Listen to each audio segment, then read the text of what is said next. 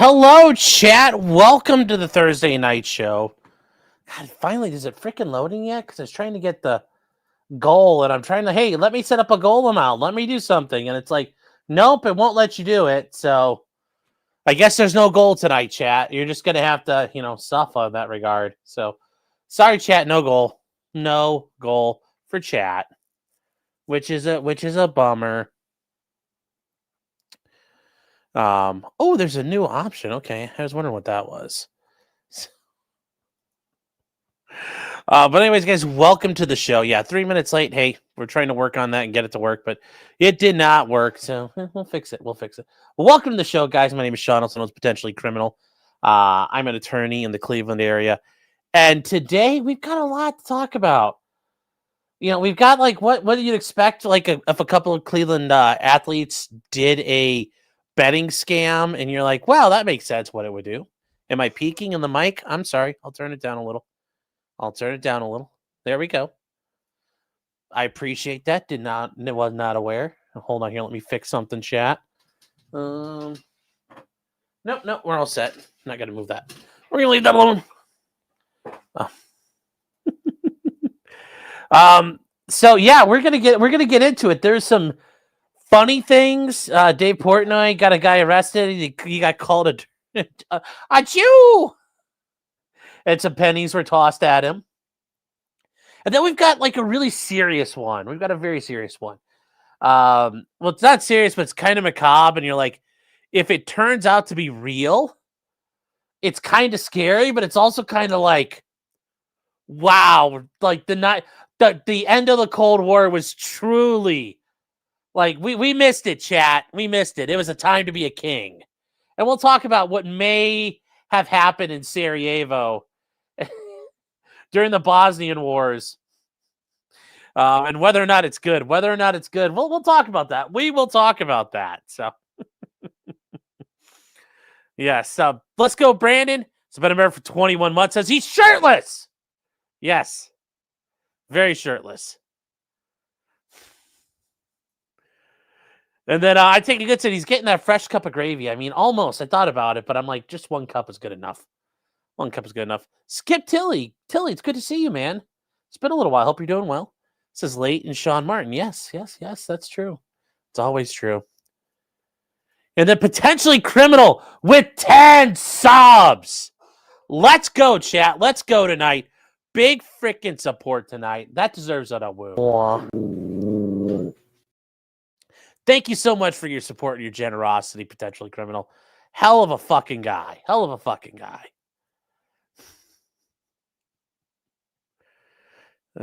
Yes, Mickey Steins, James. That is Mickey Steins. He's gonna need his own day. And I've got something big tomorrow. I'm doing. We'll get to Mickey Steins next week. Okay, so gonna have to hit the brakes on that, but we are gonna get to Mickey Steins. I have not forgotten about him. Lone Alaskan's been a member for 14 months. Nice. Thank you for being here. Katie says a huge sandwich. Yes, that's exactly what it is.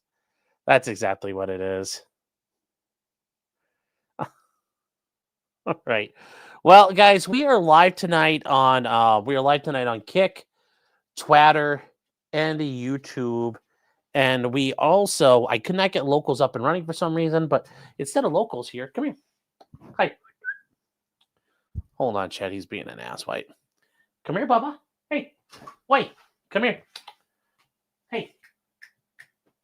Dingleberry. You stupid dog. Come here. Come on, Bub. Up here. There you go. Just stare at me. Help me. Hi, Bubba. Hi, Bubba Bear. He's had the best co-host ever. The best co-host ever, exactly. The absolute best co-host ever. Better than me. They reverted to your names again instead of handles, yes. And Clyde, you got another Kimbo Shih treat. You guys remember from the Prestige breed for Shih Tzus? It's a multivitamin for doggos like Clyde. Did I call him a dingleberry? Yes. Sometimes he is. Katie says he wants out. He can go through the door on his own. He's got a doggy door he can go in and out of. You want that, Bubba? Hold on. You got to eat in the microphone. They want that dog ASMR. They want that dog ASMR. Oh, yeah. What's Clyde's stance on Bosnia? Well, Clyde is a fan of Melodic. He thought Melodic did nothing wrong. And the Republic of Spurska. Yes. Clyde is a fan of the Bosniaks. Not really. He's a fan of the Serbs.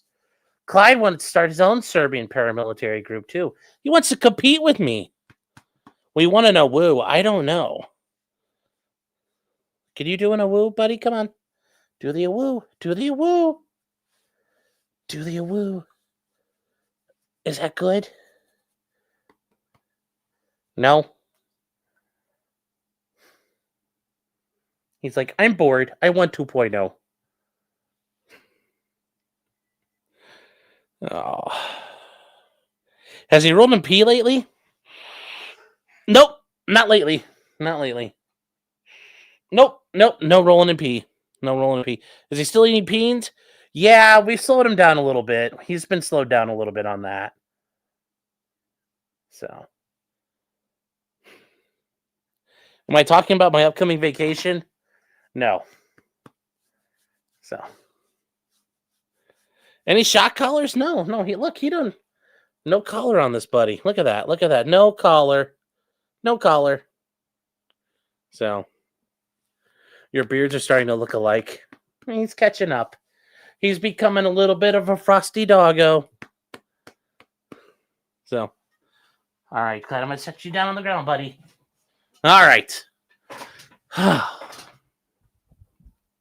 Yes, Clyde is naked. Oh, Clyde hasn't had a shot collar me in weeks. Yes. I know. I'm not a good comrade. I know. Hassan would not be proud of me. All right, guys. So it's been a couple of minutes. It's time to get into the show. We are going to run a bit of a quicker show tonight. I got, like I said, busy. You got to get a bit of a heads up on a notice with not much warning, but had already prepared, so it's not a big deal. But we are going to get that going here. How does Clyde feel about Jamaican resorts? Oh, I don't know what to tell you there. I don't know what to tell you. All right, guys. So first thing first, this is something that has started going.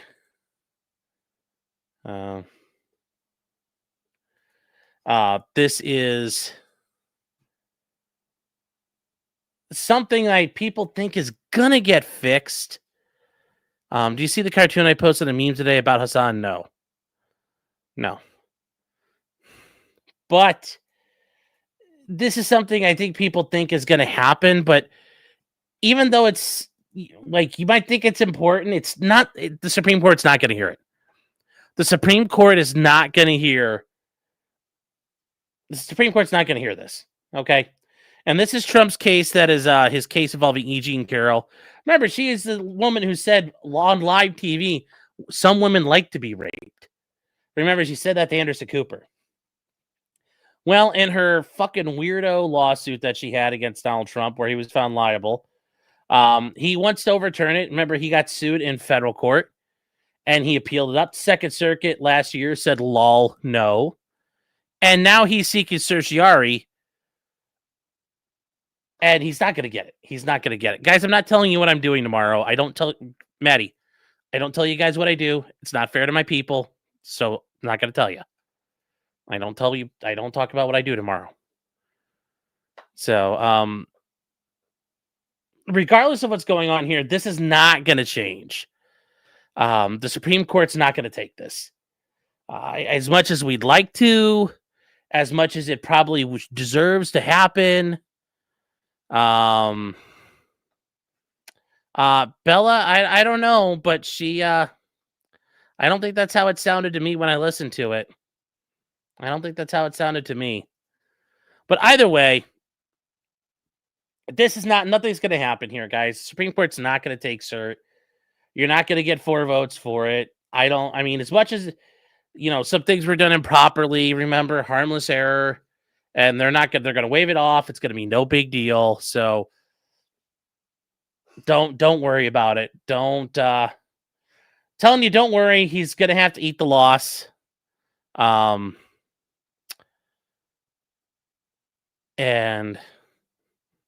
I'm only going to pee tomorrow. Yeah.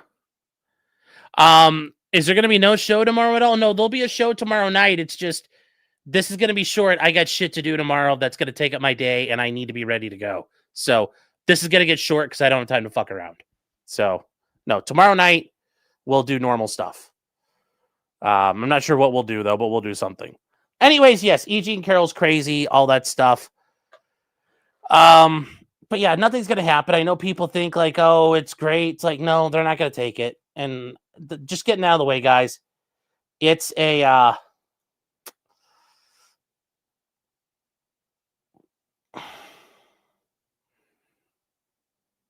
it's a pill like that, it's a black pill. You're gonna have to take it. You're gonna have to take it.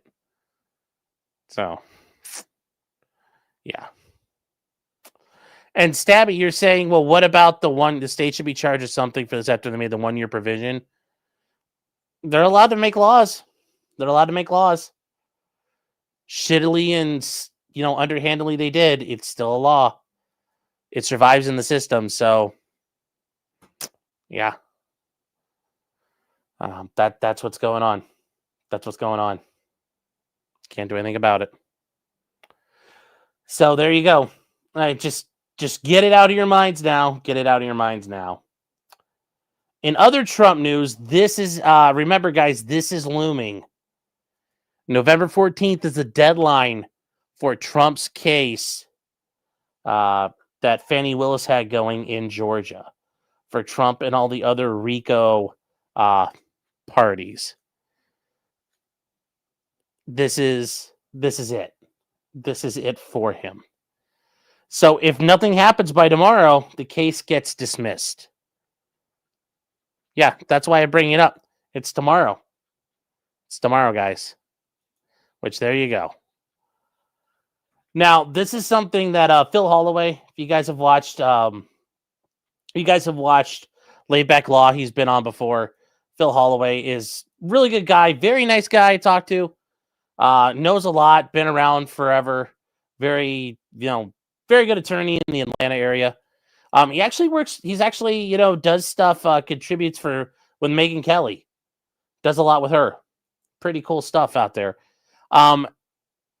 Provided something from the Georgia Prosecuting Attorneys Council, which is the organization that has been charged with finding a district attorney willing to take the case on. And they said that the council told CBS News, the council cannot intelligently answer the questions of anyone requested to take the appointment.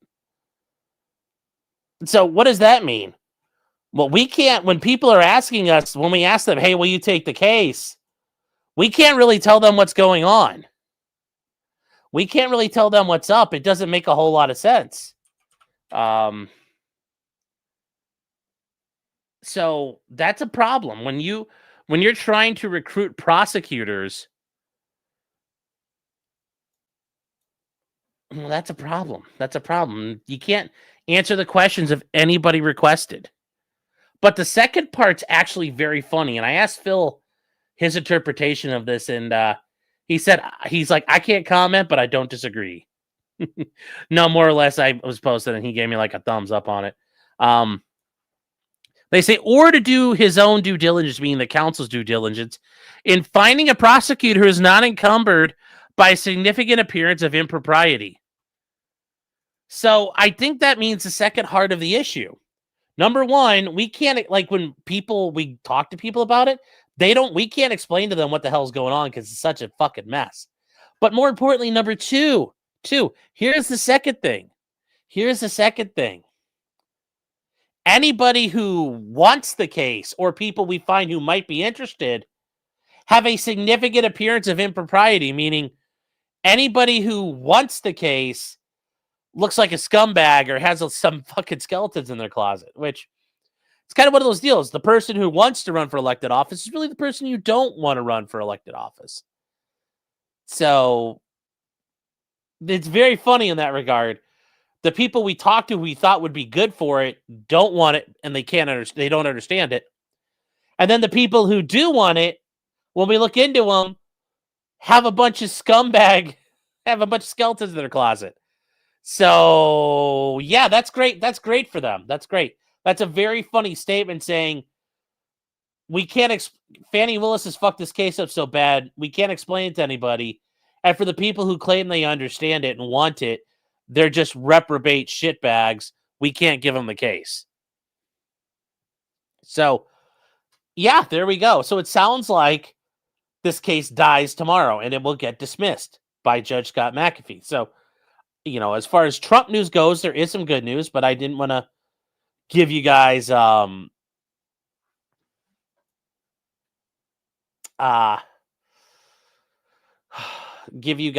that kind of benefit there. So sorry, but there's one good thing, but the other thing, nothing's going to happen to it. Nothing is going to happen at all. At all. So they're all shit throwers. Not in Atlanta. Yes, eat your white pill after the black pill is suppository. Yes. Yes. Now, this is something I kind of wanted to start off with, guys. We're going to start off because it's the first thing here. The Bosnian Wars. When the breakup of Yugoslavia happened in the Balkans, there was all kinds of conflict. The Serbian republics in Serbia went to war with Croatia. It was pretty nasty. That was really one of the bigger things. But the biggest of all was what happened in Bosnia. And inside of Bosnia, even more importantly, was the siege of Sarajevo. And Sarajevo was the capital city of Bosnia. And for those of you in Rio Linda, this is right here. Croatia's right here. You have Serbia. And Kosovo is part of that. That was all one country at one point, guys. That was all Yugoslavia. It's all Yugoslavia right there. So what happened? Well, after the end of the Cold War, Yugoslavia broke up and fell apart. And the Serbs, you had enclaves of, you'd have Bosnians, you'd have Serbs here, you'd have Bosnians along the border, you'd have Croats, in this area, you'd have people all over the place, different groups everywhere. You'd have groups everywhere. And that led to a lot of ethnic conflict. Oh, God. Shit, chat. I'm sorry. Sorry. I see you guys. I see you.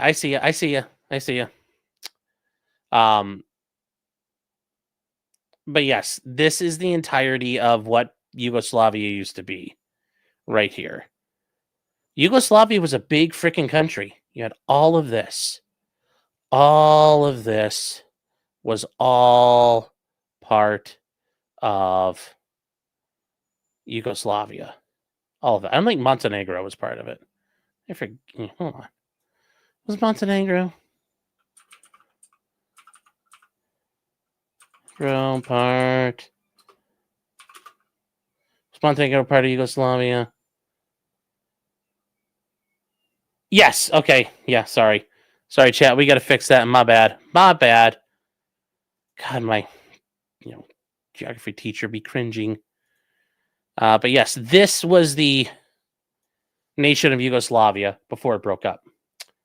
And you had different ethnic groups all over the place. Bosnian, you'd have Serbs here, Bosnians here, Croats here. You had people everywhere. And then ultimately, the Serbs wanted to make their own republic out of Bosnia when Bosnia broke away. All these, Slovenia had a referendum. Croatia had a referendum.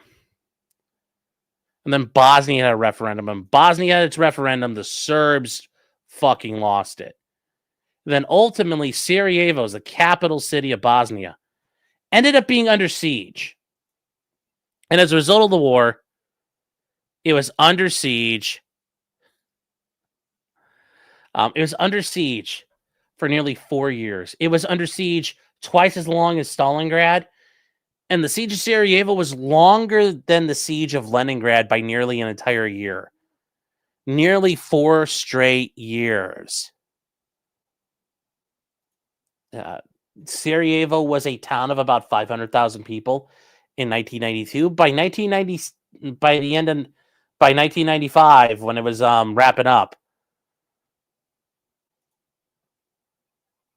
1996, it was only about 300,000 people.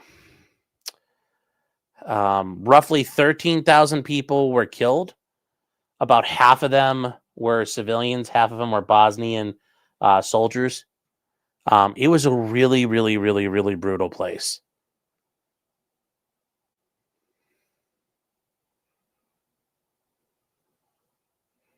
JB says, I was 11 years old. I woke up to my parents not going to work, so there were tanks on the main road. Yep.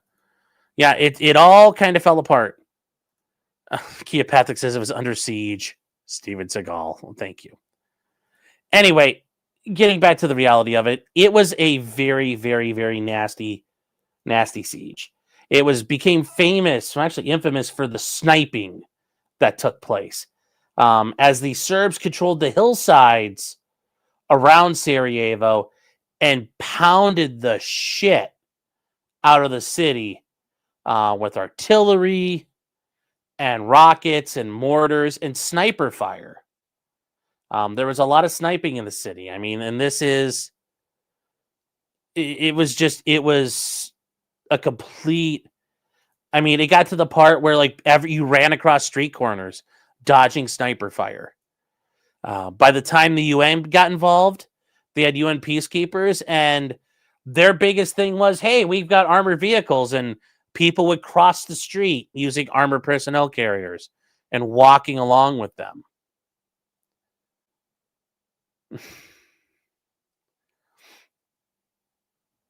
This was a very brutal conflict. And, people, Bosnian soldiers were fighting. There were a lot of Bosnian soldiers in the city. There were a lot of Bosnian military units when the city got surrounded. And they fought back, and the town by the end was completely destroyed. Completely destroyed. And this is actually kind of one of the shots from one of the bigger towers in the town. This isn't even all of it, but this just showed like this place got annihilated. All the buildings were shelled. There's all kinds of stuff that happened here. Well, apparently in Italy now, there are apparently sniper tourism, like a safari where you could go hunt people, occurred. And you'd like to think this isn't real. But I could see this happening. This is 1992, 93. Or, like 93, 94, about the year that Big and Mac dropped and Illmatic flopped, to quote Jay-Z. I could see this, possibly. When the Cold War ended, Europe was in disarray, especially Eastern Europe. But yes, there is a concern that there's Italians who allegedly paid members of the Serb army for trips to Sarajevo so they could snipe people.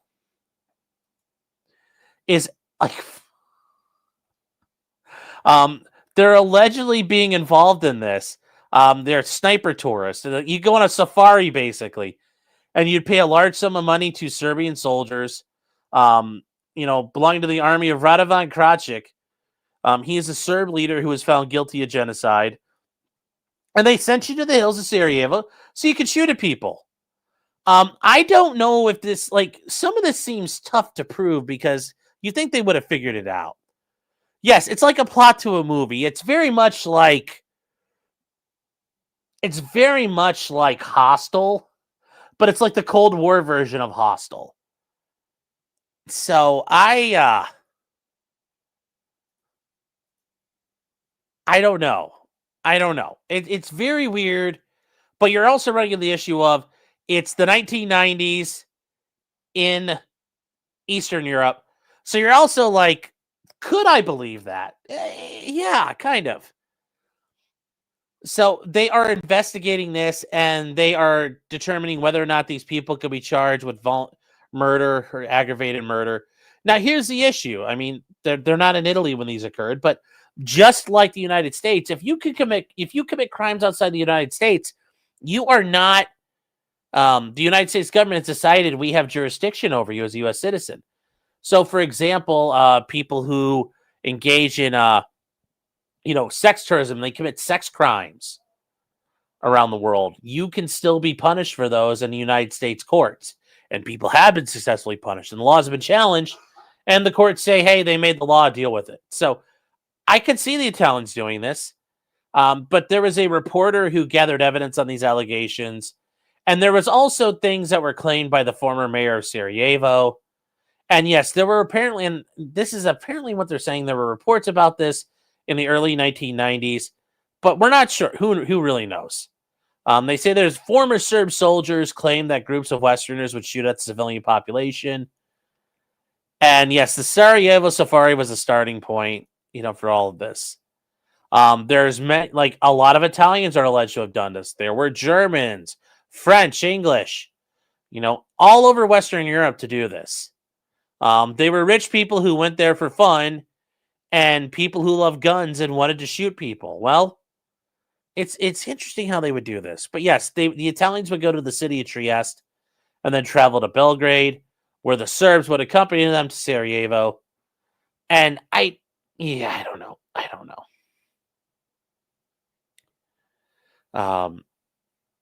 It's not really sure. But yes, the sniping in Sarajevo was so bad. One of the major boulevards there was named Sniper Alley because it was extremely dangerous, but it was the only way to get to Sarajevo's airport so you could receive aid and supplies that were getting brought in by the UN. So it's interesting. It is interesting how this would work and how that would happen. I never heard of this before. I've never heard of this before. It's a very interesting thing that they could say there. It's an interesting thing that they could say.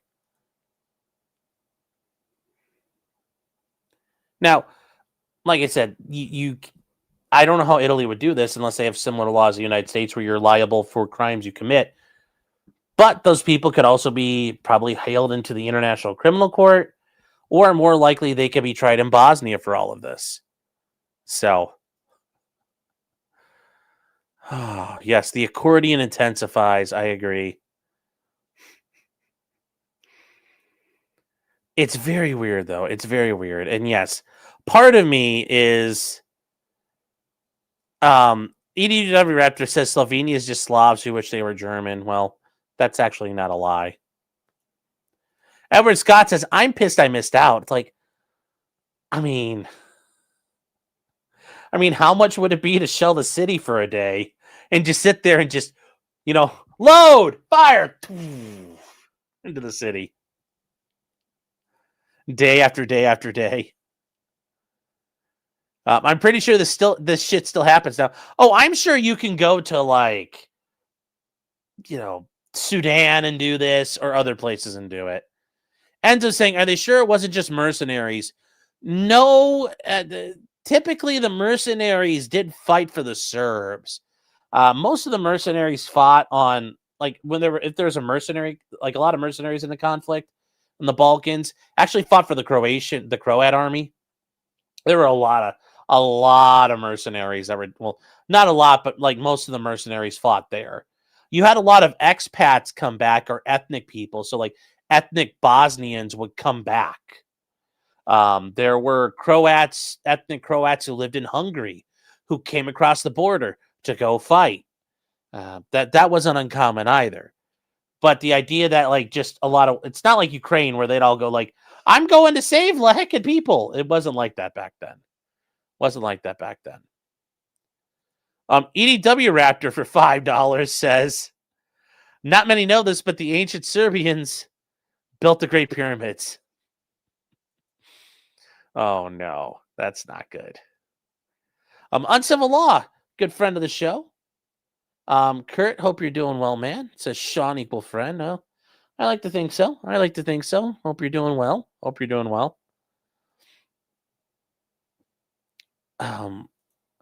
Trump once says, what is it? They were given a one-day conscription in the military? No.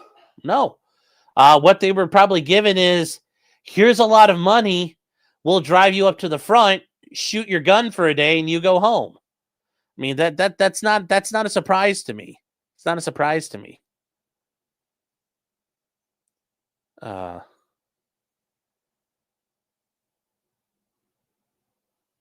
Yeah, given the history of humanity and warfare, it's not a surprise. Yeah, it's a little weird, though. It's a little weird, though. I mean, it's still just, it's fucking crazy, man. You could write a movie script for this. Like I said, it's like, it's like Hostel in like 1991. Oh, Robin Hood says, is this even illegal? I mean, it's illegal if somebody decides it's illegal. It's kind of like Nuremberg. None of those crimes, none of the things the Nuremberg guys were charged with crimes until the Allied powers decided it was a crime. So that's, it's only a crime if the government decides you committed it. Really, that's the ultimate day.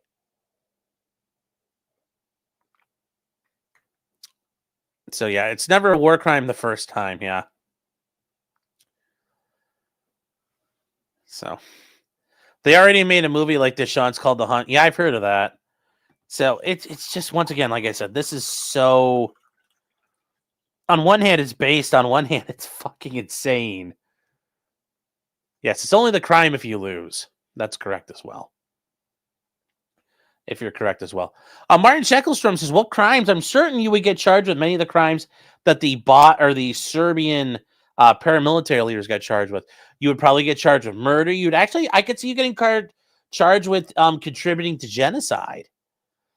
Because the Serbian leaders who were involved in pushing this and involved in the siege of Sarajevo were charged with war crimes, including, genocide and crimes against humanity. I could see these people getting charged with that. It definitely could. It definitely could happen for them. Clippy says, I could totally understand the thrill, not that I would pay money for that. Well, yeah, and it's like, yeah, the most dangerous game. The most dangerous game. So, Axis, can we use this in our current situation? Yeah. It's, I don't know, guys. We're going to have to see what happens there.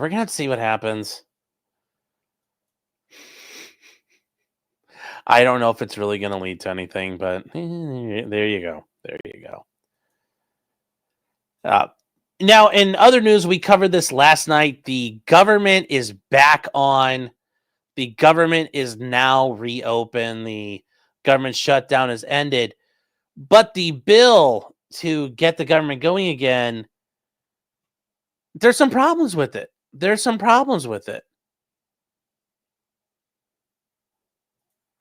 One of them is the loopholes. Well, not really the loophole, but the gaps in the 2018 Farm Bill that legalized hemp and also low amounts of THC in products. Well, that's been closed and that's been eliminated. So the last minute provisions would recriminalize many hemp-derived products, reversing their legalization in the 2018 Farm Bill. And yeah, the Senate passed the funding package on Monday. Rand Paul tried to stop it. And, what's going to happen there? Well, it's very weird, but 39 state attorney generals all went together and put a letter together saying, please, Mr. Government, ban this stuff. Which, once again, fuck these people. Fuck them all. And the National Association of Attorneys General. Fuck these people. I do like how their immediate past president is Letitia James. You're like, that's hilarious. There. You're like what more can you do there? What more can we do there?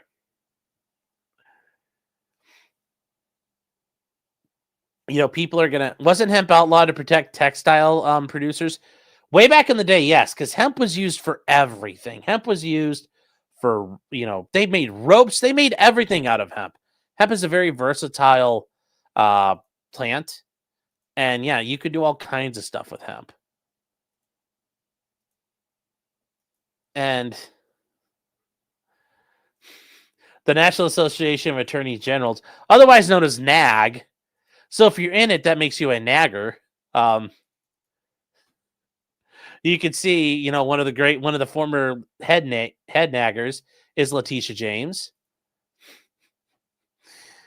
Yep, chat. I said that. Oh, I did.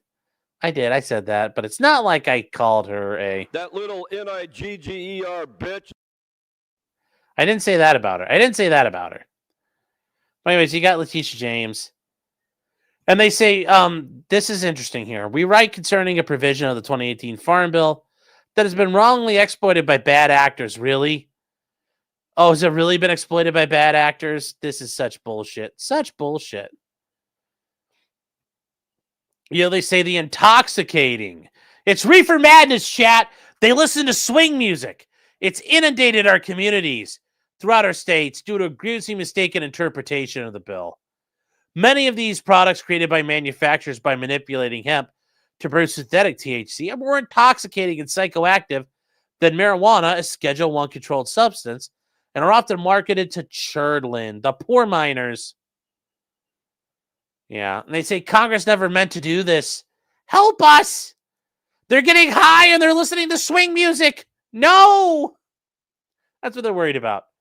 But anyways, the Farm Bill was the Agricultural Improvement Act of 2018. It legalized industrial hemp for commercial use, but now that's gone. The way it's in the bill, it's all getting fucking annihilated. So, and here's what happened though. What happened was the definition of hemp contains inadvertent ambiguity. So that's why it was able to be done.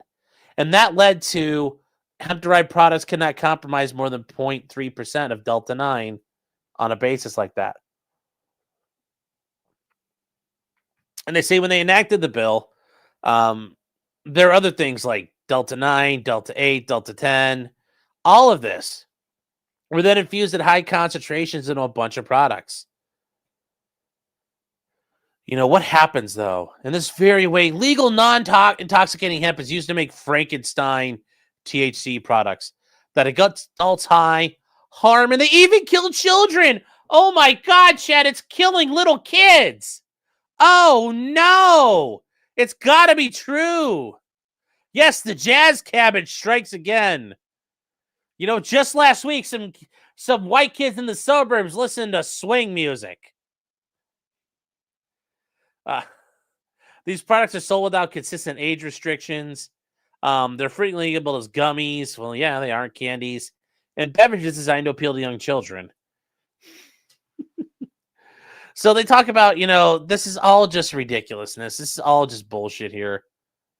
They want to prohibit products containing any kind of THC of any kind and no matter how it is derived. So it was signed by a bunch of people here.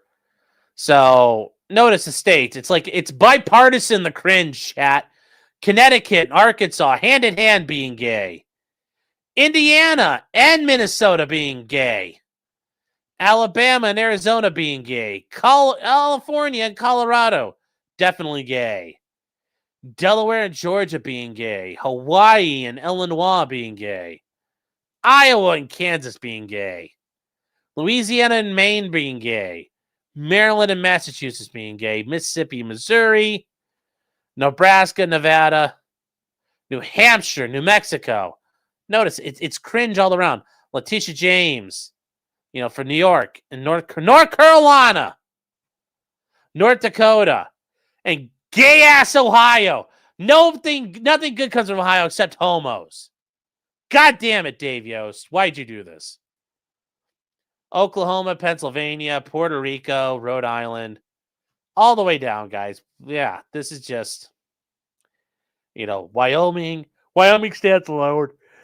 Virginia, Vermont, the Virgin Islands, Utah, South Dakota, South Carolina. It sucks. It sucks all over. Look at all these organizations. Yeah, this is what they managed to be bipartisan about. Not getting the economy going, not getting the Epstein files out. No, it's this. It's this. We can't let people do this. We can't let people have the devil's lettuce, the hippie cabbage. Texas, yeah, give it time. Texas is probably going to do it. Texas restricts your porn. There you go. It's just,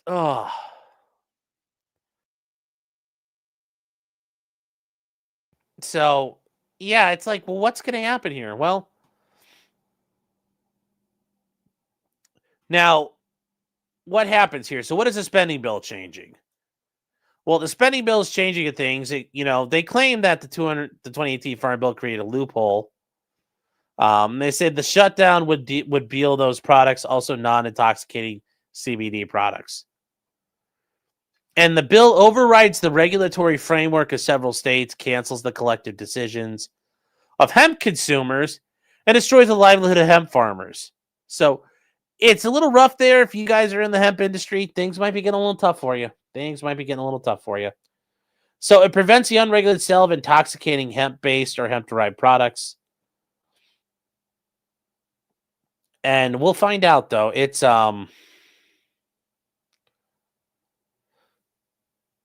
it's going to lead to a lot of things here, but that is the bitch of the regulatory environment. Yes, it's time to create a new loophole. Yes.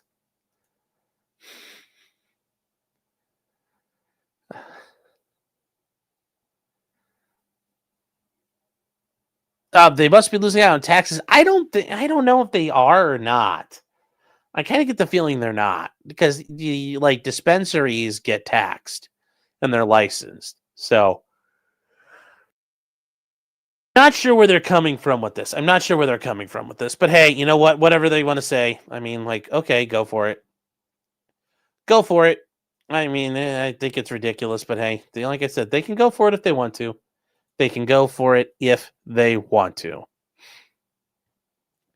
Yeah, the THC seltzers sound like some shit Baldo would drink.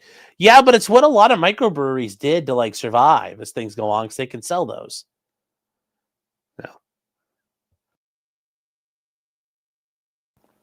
Yeah, so a lot of these products are the stuff you can buy at a gas station.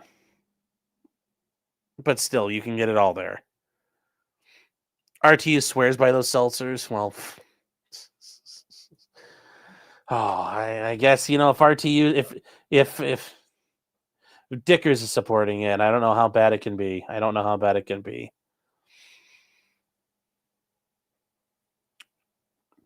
Now, moving on to people who have had some bad time.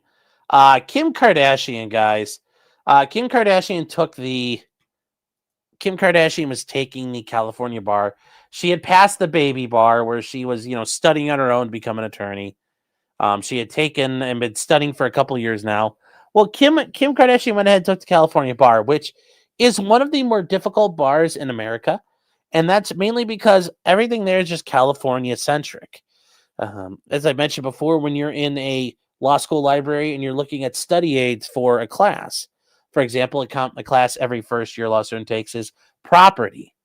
You'll see the study guides for property, and then you see property : California. Everything for California is separate. Now, Kim took the bar and she failed. And I know you guys want to make fun of her because she's Kim Kardashian, and yes, I get it. Ha ha ha ha ha ha ha ha. And yes, had she not spent that time getting her back blown out by Ray J, she wouldn't have had any career, really. That was the biggest thing. Yes, her dad being famous and assisting OJ being part of the legal team, maybe even hiding the weapon, which is kind of what a lot of people believe. That's why he was brought on the legal team, so he wouldn't be a witness. Chat, no. We're not talking about conspiracies right now. That they are famous there, but Kim went ahead and took the bar exam, and she failed. And guys, it's not uncommon. People fail the bar. It happens all the time. I know people want to make fun of her for it, but that's not the issue. Like you can, take the bar and completely crash and burn. That happens. But the biggest thing for Kim Kardashian was this is like something I don't believe could have happened, but I guess it did. This is Kim Kardashian here telling us what happened and why she was upset that she failed. I'm just letting you guys know that all of the psychics that we have met with and that we're obsessed with are all full of shit. They all collectively, maybe 4 of them, have told me I was going to pass the bar. So they're all full pathological liars. Don't believe anything they say. So there you go. The psychics told me I'd pass the bar, and she read about it. Well, I mean, as much as I want to give it, like, I'm sure she put in the time to study and whatnot. I hope she did. But if she was told, oh, you've got, she called Miss Cleo and she's like, Nanda, don't you worry, child. What's your name, child? Like, how could you believe that? How could you believe that? I'm sure she studied. It's not an easy test. No matter what state it is, studying for the bar is no easy feat. It sounds like she was kind of close. It doesn't sound like she bombed it. Maybe she really bombed it. I'm not going to get on her for that, because to be the first attorney, to be an attorney who passed the bar the first time, that's not uncommon. It's something special. There's a lot of attorneys who they take it a second time. A ton of attorneys do. The idea, though, like taking a third time, that's not that far out there either. That's not that far out there.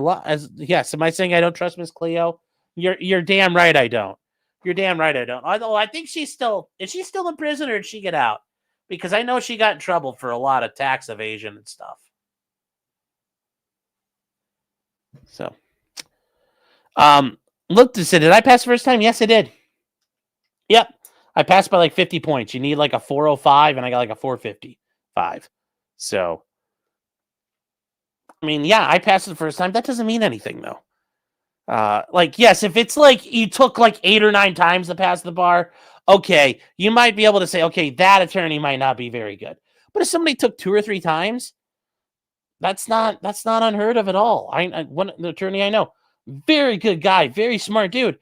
It took him 3 tries. A lot of that was because he picked a bar prep that really didn't help him the way it worked with his brain. Like I told him about the one I did, and I showed him what I had, and he really picked up what they were setting down, and he passed it and crushed it. First time pass smells like white privilege. Well, a lot of people pass, so that's why I'm like, it's not a big deal. Nobody really gives a shit when you pass the bar. Nobody ever asked you, what was your score on the bar exam? Nobody ever asked that. No one. Just like nobody goes, what was your LSAT score? Nobody asked that either. No one cares. Nobody cares. It doesn't matter. It does not matter. At all. Miss Cleo died in 2016. Oof. F's in the chat.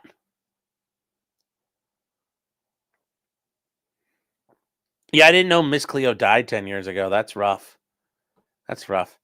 Unlike the last student says, when do we start getting skeptical? What do you mean about getting skeptical about, like, how, like, giving her shit for not passing it? I mean, yeah, if she's, like, on time 8 or 9, yeah, you could probably start busting her nuts. But until then, no, I wouldn't do that. I would not do that at all to her. So, I think it's only fair. What bar prep did I use? I used Barbary. That was the bar prep I used. And the way they sell it to you, it's kind of a scam. Like, it's not really a scam, but they lock you in like as a 1L. And I bought this plan. And it was, by the time you take the bar, it's only going to be X. And the idea is you take it 1L year, 2L year, 3L year, and now you take the bar after your 3L year is done. Well, I remember, like I told you guys, it took me 5 years because I went part-time the whole way through. So I went up to him and I slapped the thing down on the table because the, Barbary and then Kaplan and Themis, which I've been told Themis is just kind of garbage by the people who used it. You're like, I'm here to use it. And the girl was like, what? She's like, and she started law school after I did. And she's like, oh my God, they made she's like, they gave out deals like this. And the deal was like way better than what they were offering at the time. I was like, yeah. And she had to take it and she sent an email off to the rep, who was in charge of the area. And I got a phone call and they're like, you held on this whole time? I'm like, goddamn right I did. It was like saving $700-800 on bar prep.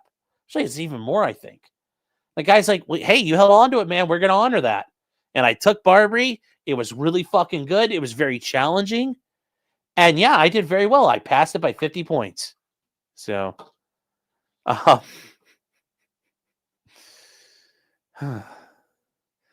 prep, they send you the answers. No, they don't. Well, kind of, but kind of not. A lot of that, they spend the money on having professors come in and teach the topics, and it's all video. They come up with their own questions. Yeah, some of it is they hire people to go out and take the bar exam in your state, and then they remember as much as they could and spit it back out later and write it all down and preserve it. But they come up with their own questions. They come up with their own questions. They do recycle essays and things because those are usually stuff you can find. Like your Supreme Court or your bar association will publish those things, generally older tests, like older essays that they may ask. The people in charge of administering the MBE, the multi-state bar exam, the multiple choice part, they're not. It's not accessible. So you have to work on creating questions. So it costs a lot of money. You get a lot of the workbook resources and stuff, and they track your progress. And as long as you do over 80% of it, if you fail, they let you retake it. I think it's a lot higher now, but yeah, it was really good. It drilled a lot in your head. You'd send stuff out, you'd have to write out answers, and they'd send it back every time. Be like, it sucks, and you're like, but I did what I was supposed to do. And I think they just treated you like shit to motivate you to work harder. And yeah, I did it, and it worked really well. Like I said, Barbary was the best. Barbri. Edward Scott says, my brother taught Kaplan, or however it's spelled, for the longest time. Yeah, Kaplan, that's one of them. And then Online Glassman says, I'm not going to do Themis for my MPRE. I don't, like I said, I don't think I rely on Themis. People I know did Themis did not do so well. Keopathic says, some actually pay for the exam and bring stuff back. Well, so Keopathic, the way it works is the company, so like Barbary or Kaplan or Themis will hire. They'll be like, hey, Sean, we're going to hire you. You're going to go take the Nebraska bar exam. So they pay for me to go do all the Nebraska stuff. I go sit for the Nebraska bar exam. And then when I'm at, after the first night, I sit in my hotel room and just everything out I remember. And then when I'm done the second day, everything out I remember. Third day, everything out I remember. And then after that, I go back to the company's headquarters, the bar prep company, and I get debriefed on what the exam was like. Here are my notes. Here's everything I remembered. And from there, yes, those companies have people who are basically, their job is taking bar exams. When I was there was a guy, he wouldn't say what company he was with. But yeah, he's like, yeah, man. He's like, this is I've been admitted to 10 different states now. Because he's taken 10 different bar exams. You take 2 a year. You take one in February, you take one in July. And he takes he's been taking 2 a year. And he worked for one of the companies, helped him do the writing and stuff, but he, did it. So yeah, you basically get sent there. Michael Gelke saying, if you pass the bar but never attended law school, are you an attorney but not a lawyer? That's funny. Those are old school distinctions anyway.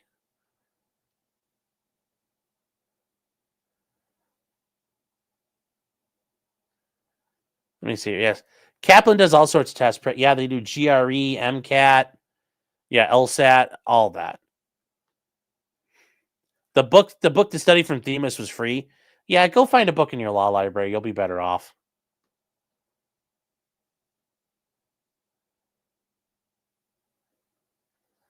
Oh, Kia Patrick saying, not sure how lawyers see it, but Comp, TIA, ISC, and other IT cert programs, they consider that cheating. Nope.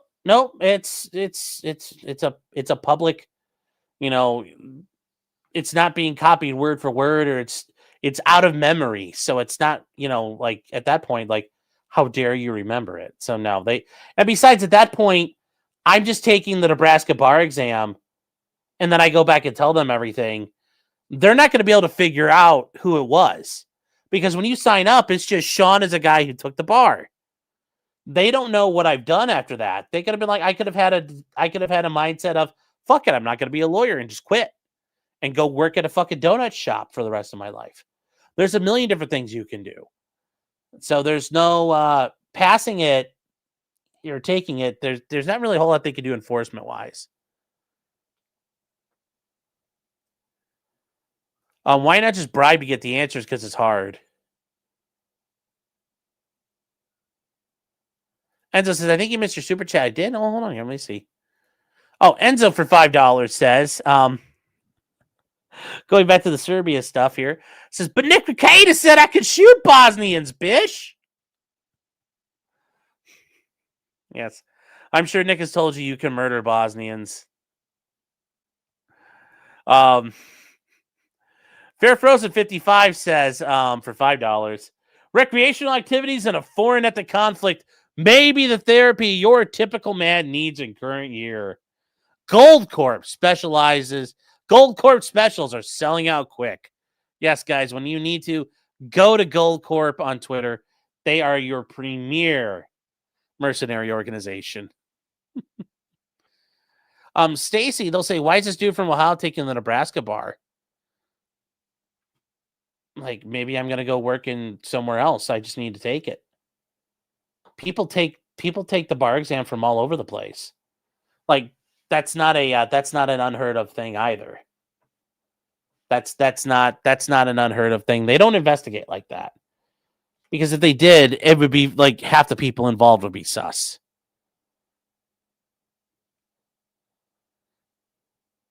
Let me see here. So, yes, it's the non-fiat PMC. Yes.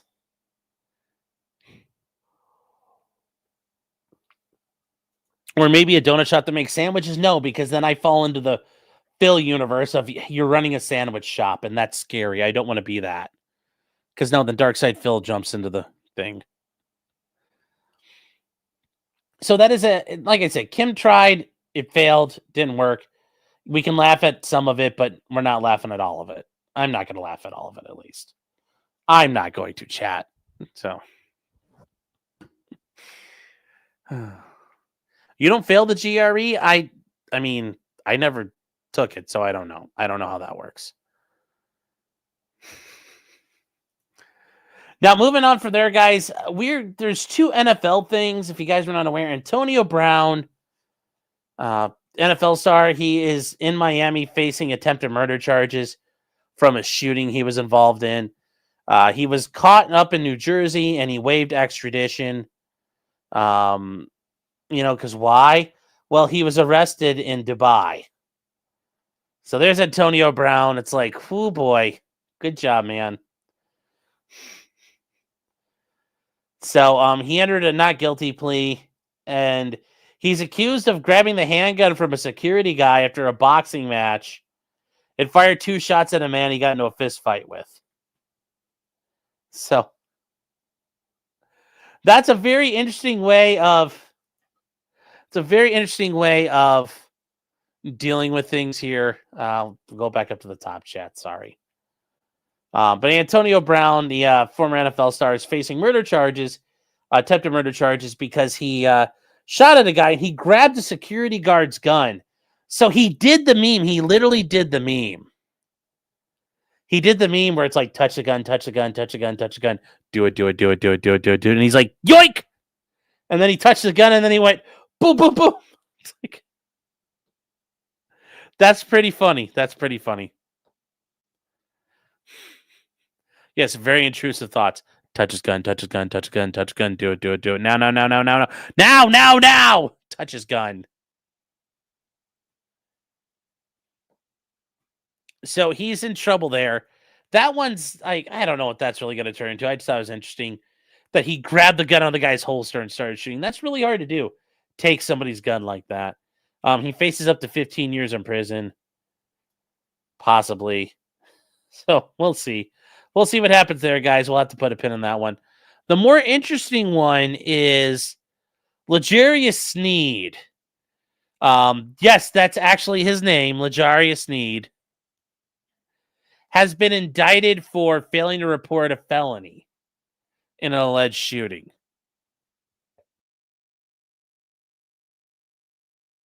Now, we talked about this before, guys. The traditional rule was there was this crime called misprision of a felony, where if you didn't report a felony, you would be punished for not doing it. Well, this is kind of similar. He's being punished for not reporting a crime. Now, you might say, is he not a mandatory reporter? Well, this is one of those catch-all laws, just like in Arkansas. We talked about the Aaron Spencer stuff. If you are witness a crime where somebody is injured or could have been severely injured, you apparently have a duty to notify the authorities, which I think is absolutely insane. You should not be forced to report something. So ultimately, Sneed was indicted in Texas on a misdemeanor charge of failed to report a felony.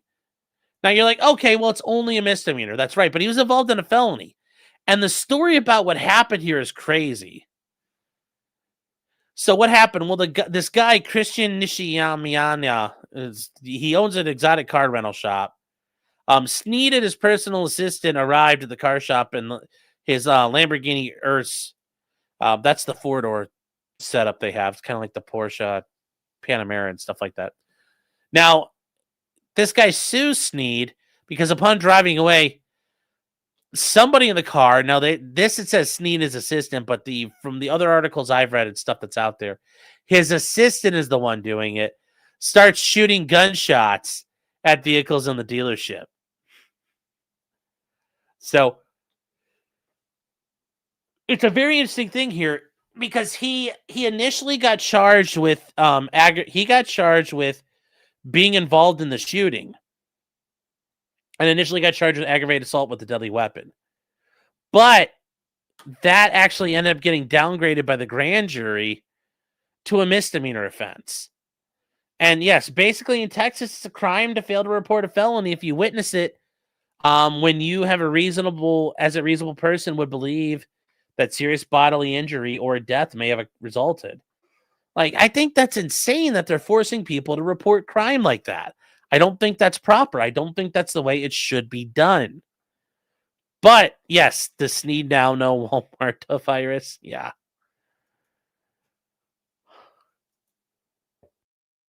And I think this is nonsense that you're forcing people to have to report on things they may not like. How does that work? How does that work at the end of the day? So ultimately, he faces like a year up in jail. He faces like a couple $1,000 fine, but that's easy enough. Like he'd pay that. Now, his buddy, who is his personal assistant, is still facing the felony assault with a deadly weapon charge. And yes, he's facing the grand jury just like, Mr. Sneed is. But I get the feeling that this guy's going to get screwed and have to deal with the whole case. Which, good for him. That's what you get for fucking shooting weapons at people. Yeah, what's the rule of snitches? I agree.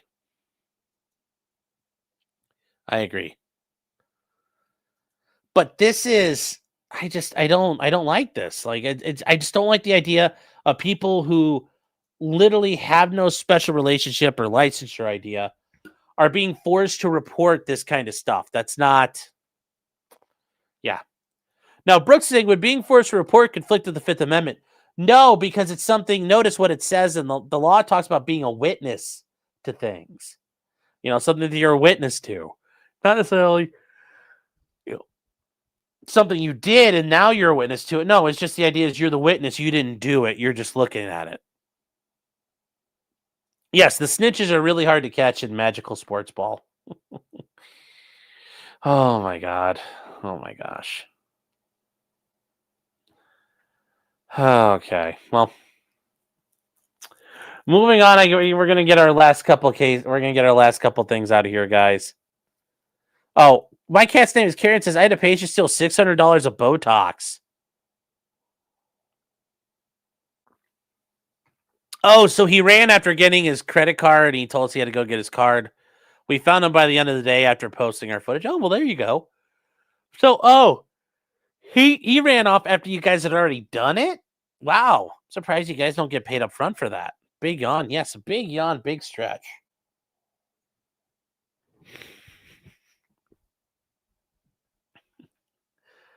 Okay, so in a very funny turn of events here, this to a Russian crypto scammer, you're like, this I really don't feel bad for this guy at the end of the day. I really don't feel bad for him because what's happening here?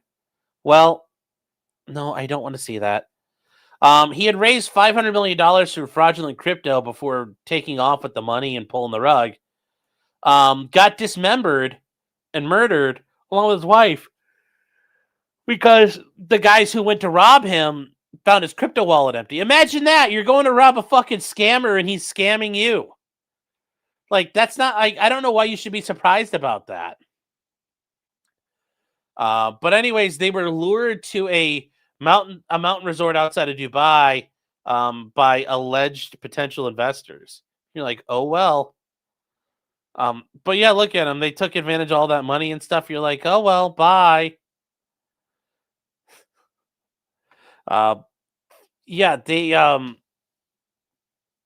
claim that, the idea was they were being extorted for the cryptocurrency, which who knows if it was online or is in dry, in the what do they call it? Dry storage or cold storage. So they showed off all their wealth and somebody decided to rob them, and it turns out they didn't have the money on them, so they got killed. And you're like, yeah, I don't feel too bad for them. It's like what you get is what you get. What you get is what you get. Why are the ads coming back? I have ad block on. This is absolutely annoying.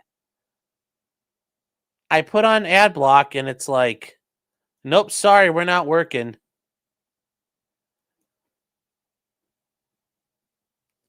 So what happened is when they found this guy's wallet was empty, they found his crypto wallet, and when they found it was empty, they allegedly killed the couple, dismembered them, their bodies, and scattered the body parts, leaving some of them in trash cans.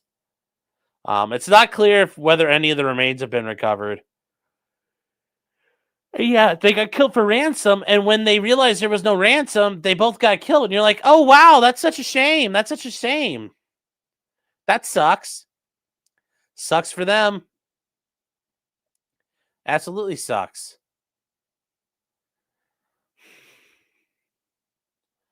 Torgo says, you already have $500 million. Why would you want more investors? What do you need more money? That's because they're not, they're either poor or, they were obsessed with like growing what they had and making an empire on all their old shit, I guess, and the thefts.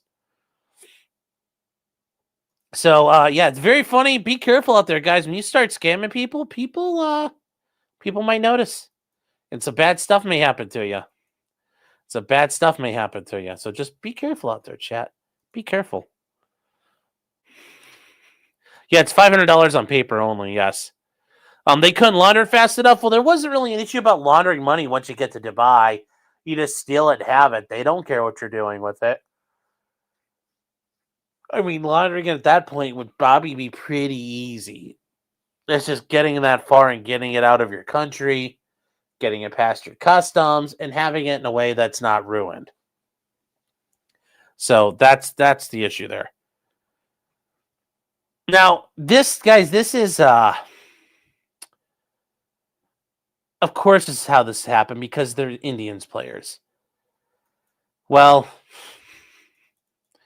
2 players on the Cleveland Indians team, the Guardians. No, they're the Indians. They'll always be the Indians. Got indicted in federal court for multiple things here. And this is out of the Eastern District of New York. So it's in Brooklyn. It's in Queens. It's on Long Island. So what are they charging here? Well, these are two major league pitchers playing for the Cleveland Guardians. So just like we saw in these other things here, they would agree to throw specific types and speeds of pitches. So just like we talked about, guys, with those prop bets, where you could say the first pitch of the first inning is going to be a strike, or it's going to be a ball, or this guy's coming up to bat. How much are we going to do on this? Like, there's all kinds of those different little bets that are out there. And these guys see bribes and kickbacks. And once again, the issue is these guys would go onto the betting platforms and they would bet tons of money. They would bet like $20,000 the first pitch is going to be a ball and it turns out to be a strike. Like, you can't, doing that is so stupid. But yes, you got the Major League Baseball. It's a professional baseball league in North America, comprised of 30 teams, including the Guardians, the New York Mets, the Minnesota Twins, the Red Sox, the Reds, the LA Dodgers, the Mariners, and the Cardinals. And so they talk about, yes, both these guys, Leandro Rivera and Emmanuel De La Cruz, they were both citizens of the Dominican Republic. So these guys facing deportation on top of everything else. And yes, Major League Baseball rules prohibit players from gambling on MLB games in which they're involved. That's the Pete Rose thing, which, remember, these guys have done what they've done, and Pete Rose, that's the thing. Like, who got an open door for, not him. You also cannot ask players or others to place bets on their behalf, knowingly benefit financially from, or knowingly assist with bets placed by others. You're not allowed to do that. And here's the thing, with limited exceptions for personal use, and you're going to figure out, well, how do these guys do it? They kind of mention it here. Such as a time-sensitive text to a spouse, MLB rules prohibit players from utilizing cell phones during baseball games. Oh, I kind of know where they're going. I think you do too.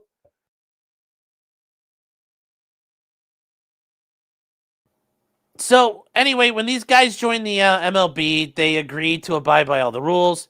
Their contracts further provided each player owed a duty of loyalty to the Guardians and pledged himself to the American public and the Cleveland Guardians to conform to high standards of personal conduct, fair play, and good sportsmanship. Yes, you're pledging yourself to the American people. What the hell is that? I don't know how that works here. You're pledging the American people. He let us down, chat. They let us down. So once again, we get to these betting platforms. We're not worried about who they are, but they're online betting platforms, online betting companies, and they offer MLB games, and the bets placed on there. Once again, we talk about the prop bets. The prop bets are like if a specific pitch would be either a ball or a batter hit by pitch as opposed to a strike. In addition, the betting platform also uses the ability to place wagers on the speed of a pitch, such as whether the pitch would be above 94.95 miles an hour. There are also parlay bets. Sorry, we talked about these before. There are parlay bets where wagers comprise of two or more individual bets. And to win a parlay bet, each wager or leg within the parlay needed to win. If either leg lost, the entire parlay would lose. And that's the thing. Like, you're betting on two things now. And instead of doing it separately, if they're parlayed and you win on both, you get a decent payout. When a parlay bet requires a bettor to win multiple bets, the payouts for winning parlay bets generally were higher than the payouts for winning single bets, which makes sense to me.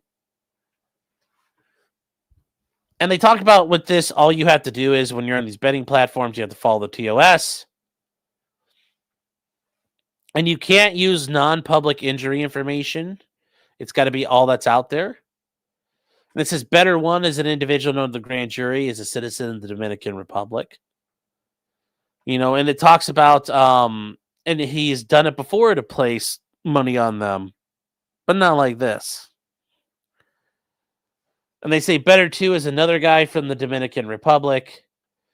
He also directed Individual 1, whose identity is known to the grand jury, who reside in the Eastern District, to open a second account on the betting platform 1 on Better 2's behalf. Better 2 used all 3 of the accounts on the platforms to place wagers on the outcome of pitches thrown by defendants. And they point out that Better 1 and 2 were also associated with other individuals who had accounts on other platforms. And, they used all that information to go place wagers. So a lot of people were defrauded here, ultimately. But they talk about here, what did they do? These guys would throw specific pitches during certain MLB games.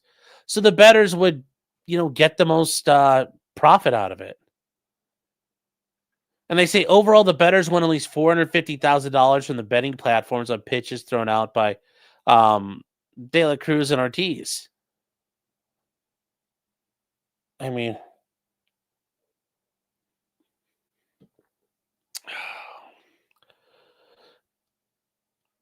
I think it's just ridiculous how they're like, this is such a harm to the community. It's not, though. It's not really a harm to the community. This is just ridiculous. Now, what would happen here? So there are fraudulent wagers.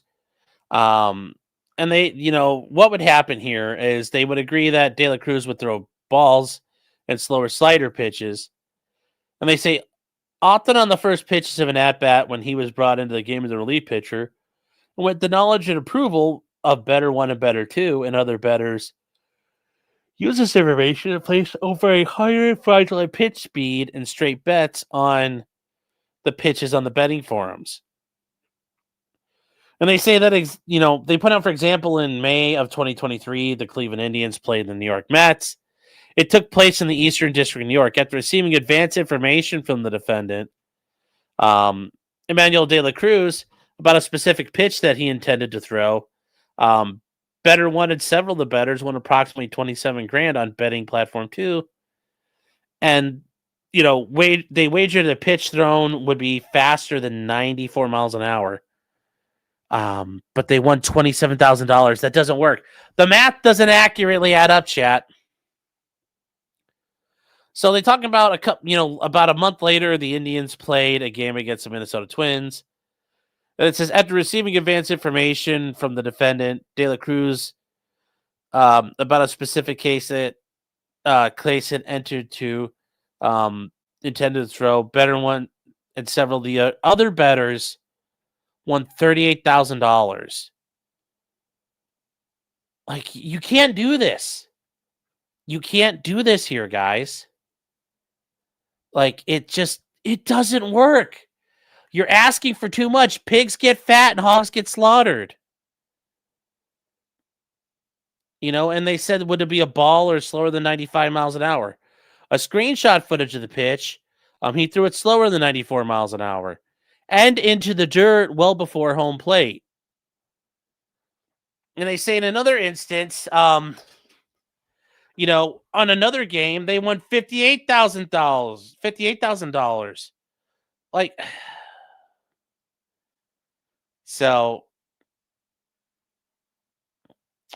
there's no rhyme or reason to this. Why are these guys suck at their best at hiding under the radar? I just don't understand it. I don't understand how you do this and, you get so fucking greedy and you don't realize you're going to get caught. It's ridiculous. It's ridiculous. On another night, they won $15,000. It's not it's... and this is the interesting thing here. The following day, the defendant himself asked the bettors by text message whether they have been able to wager anything. It's we're not going to get into it. I can get into it. They said after Better 1 responded in sum and substance that Better 1 had bet and won money, they directed him to send some of it to the Dominican Republic. And they keep on going here. That's part of the scheme. And this is where it gets to it, guys. He uses cell phone in the middle of the games involving the Indians, contrary to MLB rules, to coordinate with Better One. And it's doing it from the bullpen because you're never going to be able to get away with it sitting on, it's like doing it all the way out in the bullpen. You're just arranging.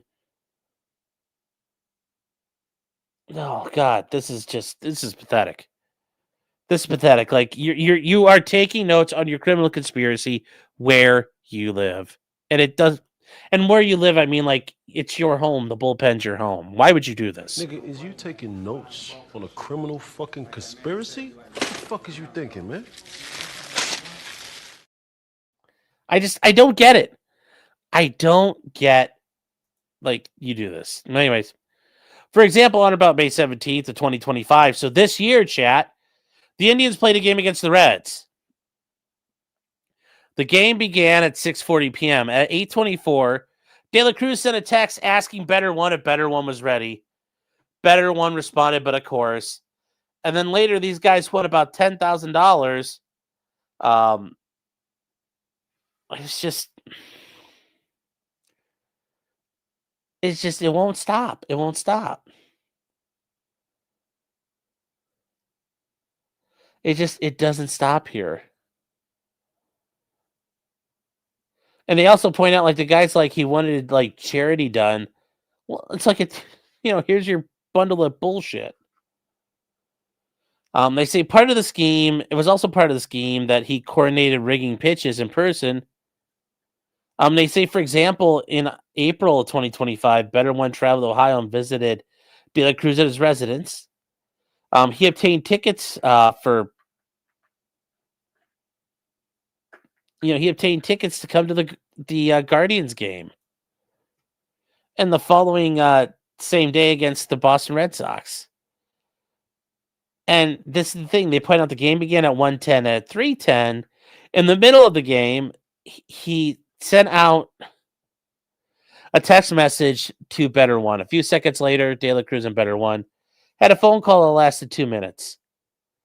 And it says 4 minutes later, Better One and several of the bettors had won approximately $11,000 on Boeing's, on the betting, sorry, not Boeing's, but the betting platform too, by wagering that a pitch would be slower than 97 miles an hour.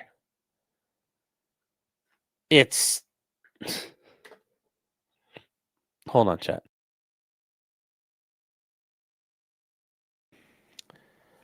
They talk about more. They go on further that on May 11th, the bettor traveled to Ohio and visited him. And they said, well, hey, we'll take you somewhere. And they said that same day after receiving advance notice, they also won $11,000 on a betting platform. They did so much. These guys did so much. They talk about when they're doing it, they're sending a text message or the phone number and told Clay, send it there if you can. Oh my God, this is just nonsense. It's just, I don't like, but anyways, so they said, send it there if you can, but also joked that if not, we could work it out with what we have. And then Clay responded, okay, and just how much do I send? And it's just, they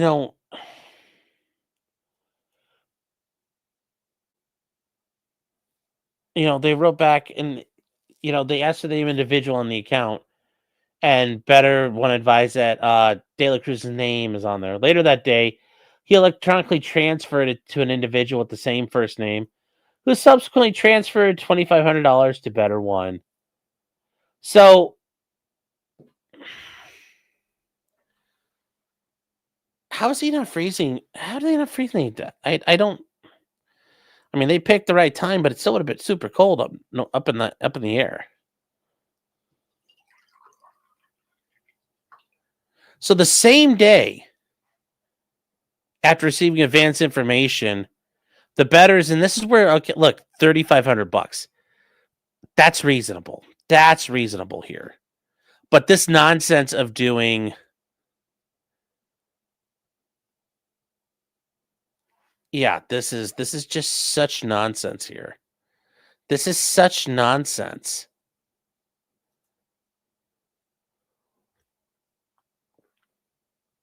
And then once again, they visited each other. So now they're establishing, like, this is a tight-knit organization. Why do they have to show up?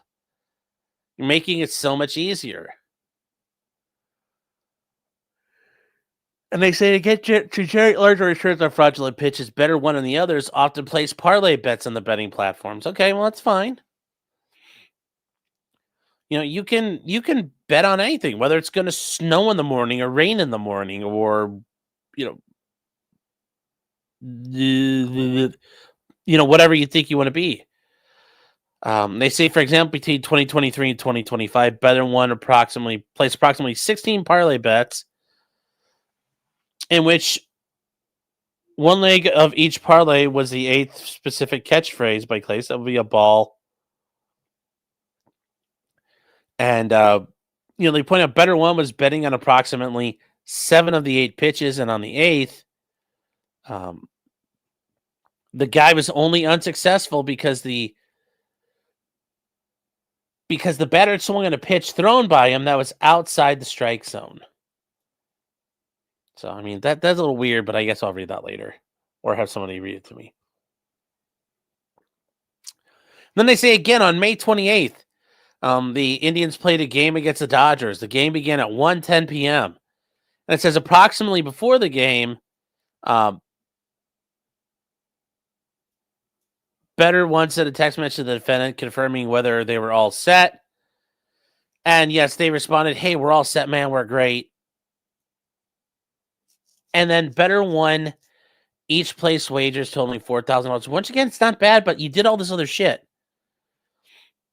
And then De La Cruz threw a pitch that appeared to be a ball, but the batter swung, resulting in a strike, leading to Better One and Better Two to losing their wagers.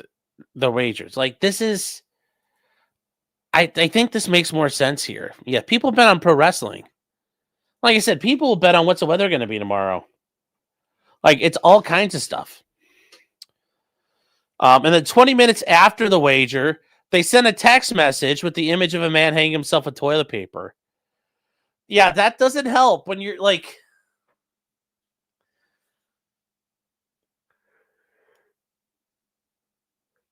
It's just nonsense. It's just nonsense. And they say even though the Guardians won the game, and 10 minutes later, De La Cruz responded to Better One with a GIF image of a sad puppy dog face. Sad. And they say between 2023 and 2025, they won at least $400,000. Well, at least those are rookie numbers here. But anyways, yeah, they took $400,000.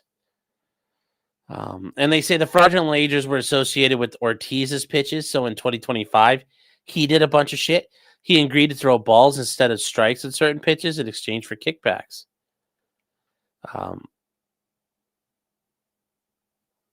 They coordinated between the two of them and the bettors, who in turn coordinated with the other bettors.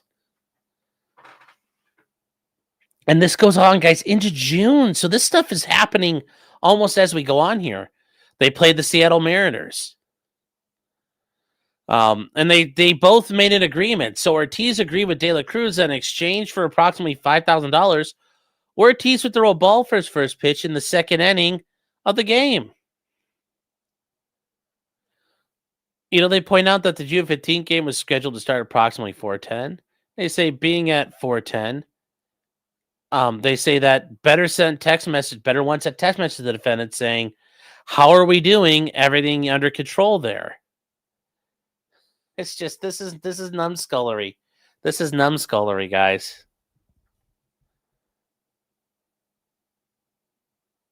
And they say approximately beginning at 3:30, the better placed several wagers, approximately $13,000. And they say that one suspect, they say, well, the subject pitch would be a ball. And they said that the subject pitch was a ball. It led to a payout of $26,000. And this is one of those times where, look, he put a shot out. And if you guys have never watched baseball, this little white thing here is oh, hold on here, chat. But anyways, you can see it's a ball. And we saw the other ones where the ball's like spiking up in the dirt. Yeah, there's also this is the thing here. So they keep on bullying this guy to send money transfers under $10,000 in smaller amounts to multiple individuals in the Dominican Republic.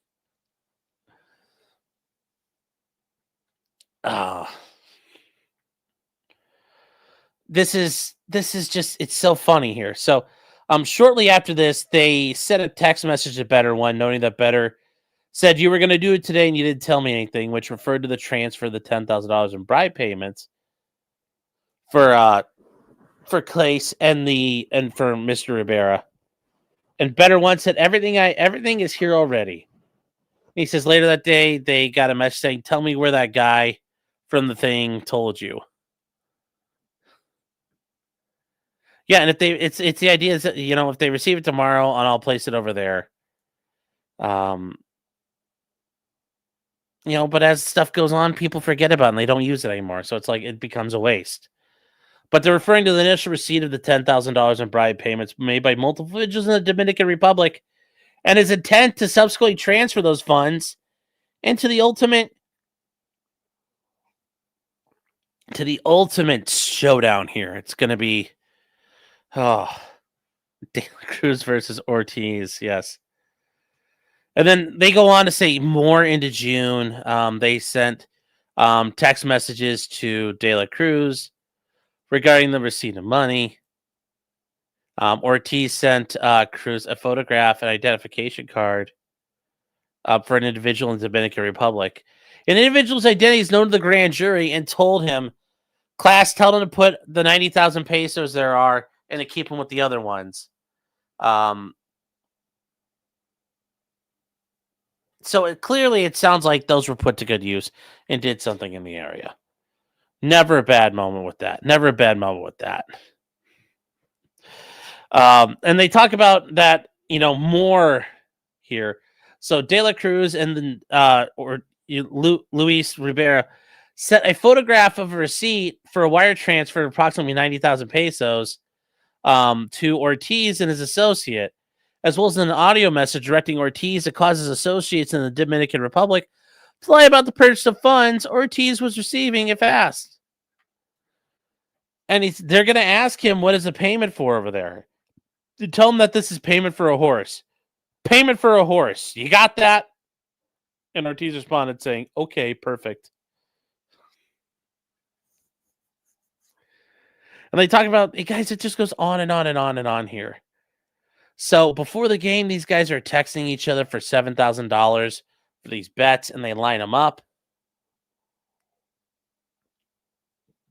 And it's these guys got greedy and they fleeced these companies and they reported it to the police and the FBI. This is how they get caught. Now, as it's going, it's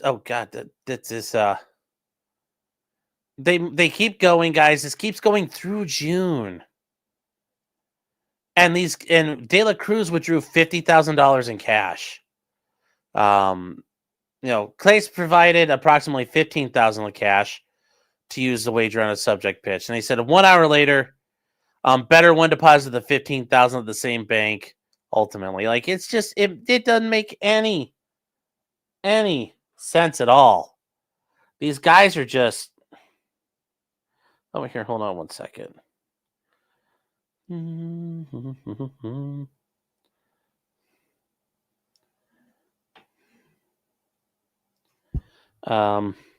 Wire chat.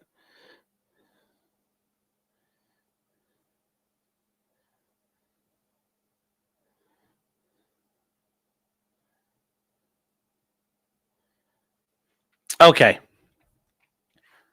So these guys went ahead and they have to pull out all this money out. But they also obtained tickets for these people to attend the games. Like, it's so stupid. It's so stupid.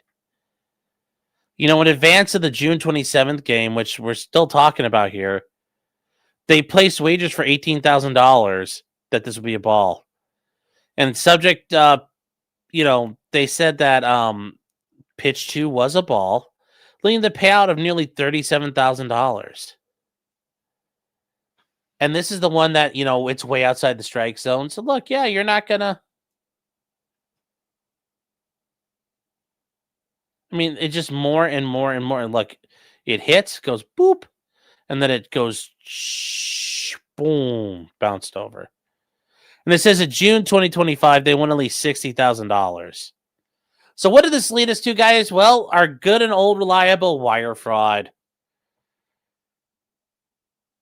You defrauded the betting platforms using the wires. So, yeah, that happens.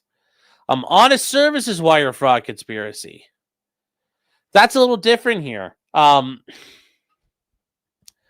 So they use a scheme to defraud the Indians and the MLB of their rights to the honest services of its players through bribery and kickbacks. That doesn't mean that the guys themselves can't get in trouble, but it just shows you that how these people are taken care of, behind the scenes. But yes, anyways, these were transmitted by wire communications and interstate and foreign commerce. Count 3 is conspiracy to influence sporting contests by bribery. That's one we haven't seen in the other ones, but yes, that is a crime. Count 4, money laundering. We talked about this, guys. When you do money laundering, when you ultimately do wire fraud, remember how it goes. Wire fraud, money laundering, structuring, tax evasion.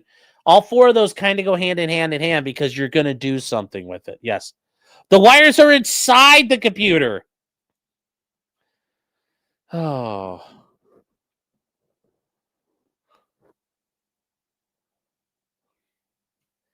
Yes, it's all until the Game of Rage Shadow Legend takes over. I mean, we'll find. I'll deal with that when that happens. I'm not too worried about that one. As this goes, hold on here, guys.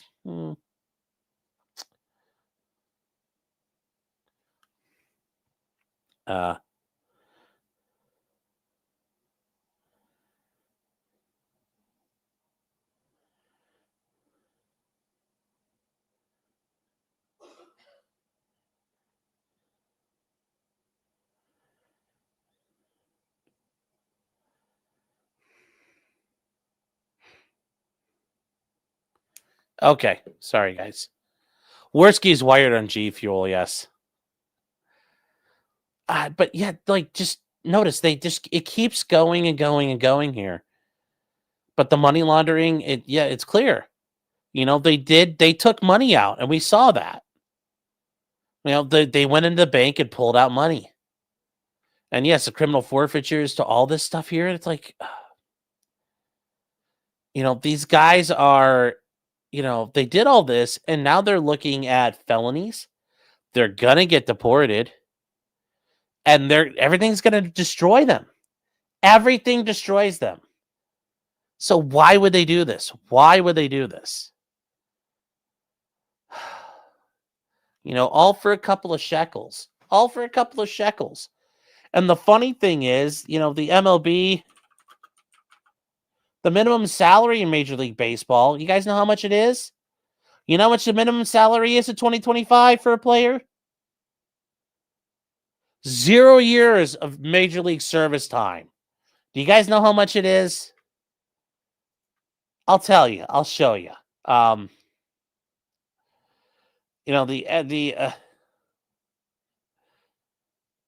average salary in the MLB last year was $4.6 million.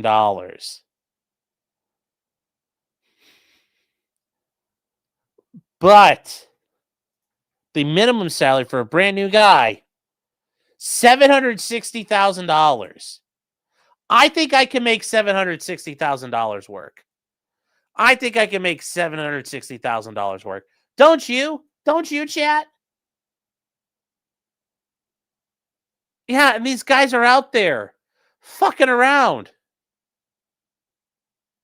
Like, you can't make $700K and donate $700K back to the Dominican Republic? Like, how can you not make that work? How ghetto fabulous are you living? Yes, especially in the Dominican Republic. You can live like a king on $700,000 a year. Holy cow, man. Holy cow. Like, it's just ridiculous. It's just ridiculous. And next year, it's going to be almost $800,000.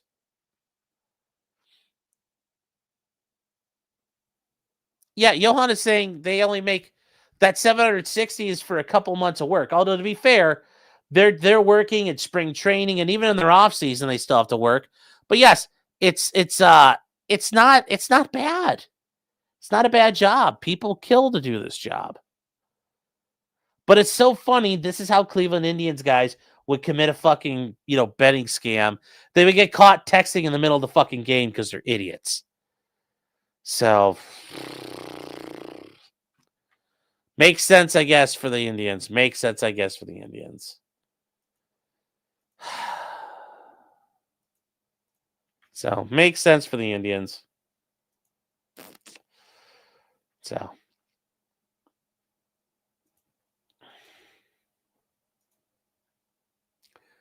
Now this one's interesting. This one is interesting. This one, yeah, Pete Rose found out. Yes, he did. Yes, it's because the Indians suck. Sorry, Sean. Yes, I know. They suck at everything. They suck at cheating. Yeah, and here you go. Yeah, LK, yes.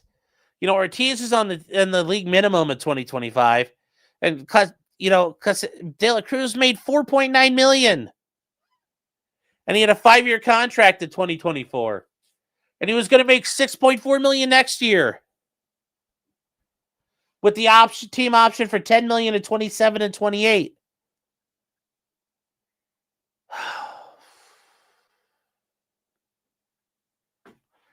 Imagine that. You're doing all this and you're making millions a year. Oh, so anyways, let's go on here. This is something that happened. Dave Portnoy, he's El Prez, the head of Barstool Sports. And this is a funny thing that happened here to him. Not cool. Why you come in the camera, buddy? Why you come here? Oh my gosh.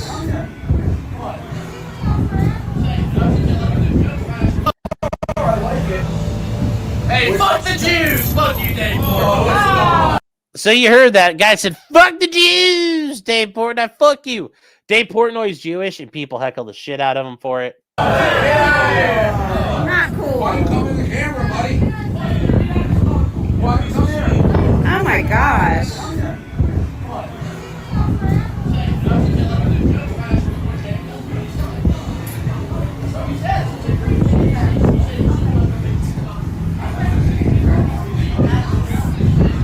That was awful.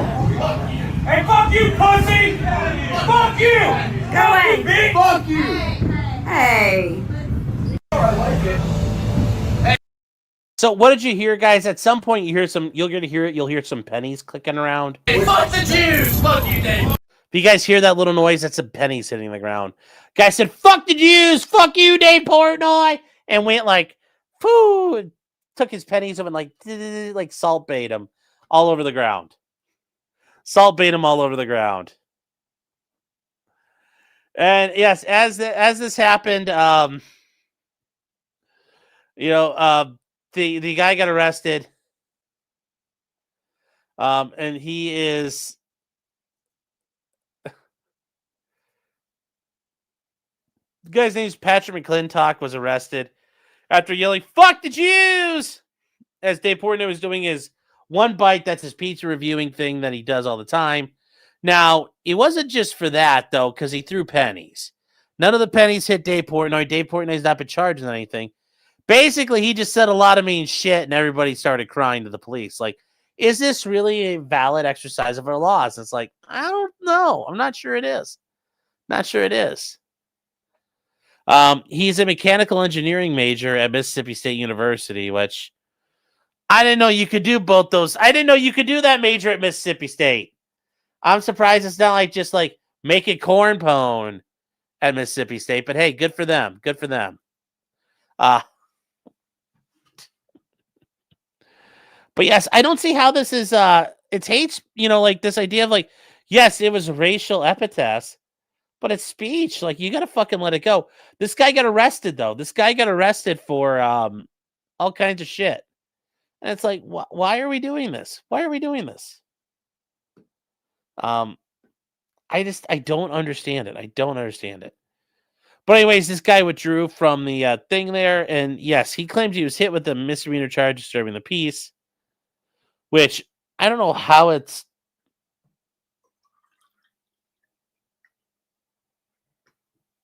I mean, he's. He was later processed as bond was set at $2,500. Dave Portnoy started crying.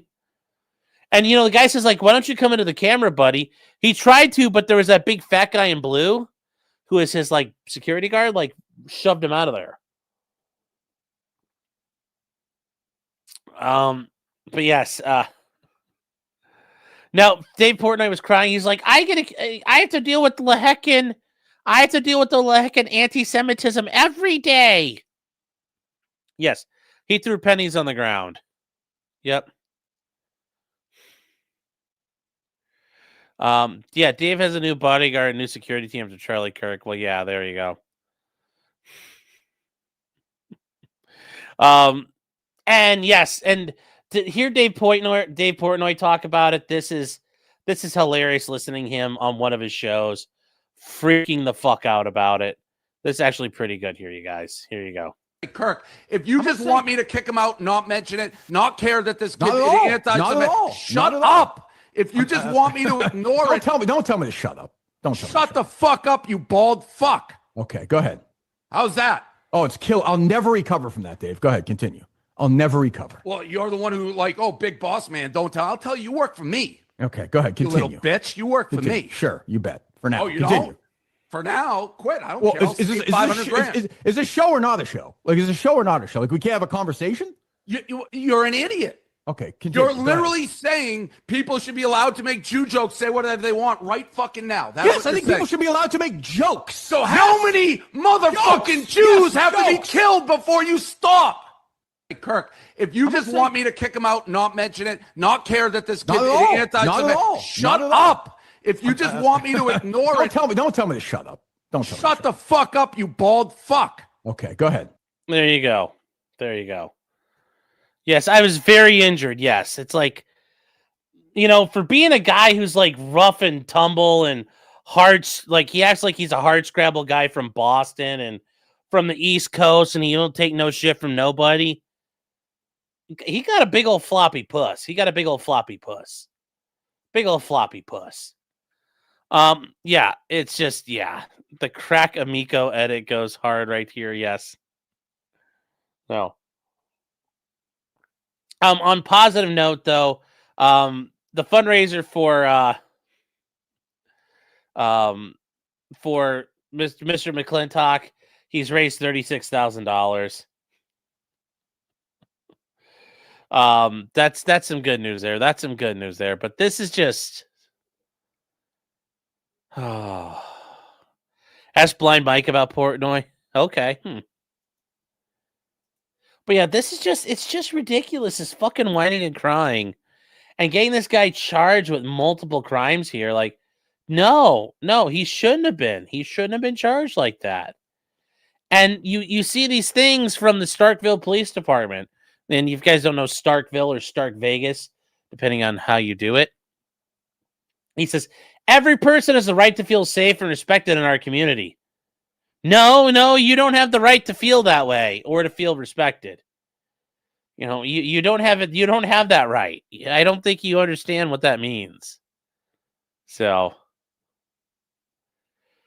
yeah, it's and Clippy says, I think the left underestimated how much Jew hatred there was on the left until October 7th. Yeah, well, that too. And then Malcolm says, I really have no idea what people see in Barstool. A lot.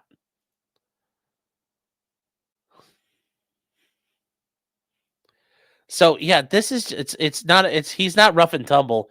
He can't even hold a hammer properly. I know, that's what I'm saying. Like, he acts like he's like this hard man. I'm for Boston, and it's like somebody calls him a Jew, and he's like, well, yeah, it's like, Fucking be tougher, homie. Be tougher.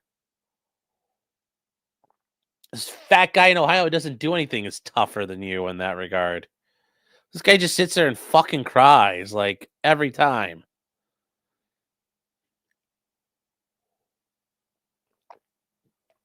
Alex Stein likes suppressed Dave Portnoy. I think that's friendly fire. Yes, you never liked Davey Day Trader? Yeah.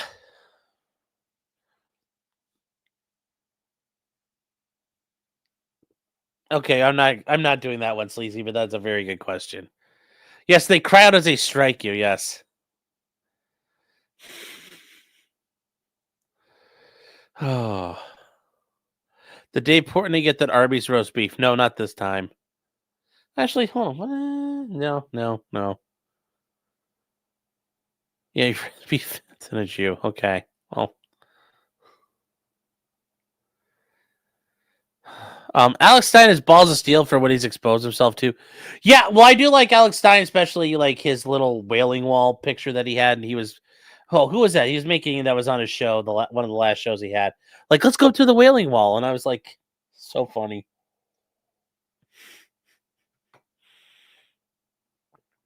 Oh, that's George Gammon's nickname for Portnoy. I can't take credit for it. Ah,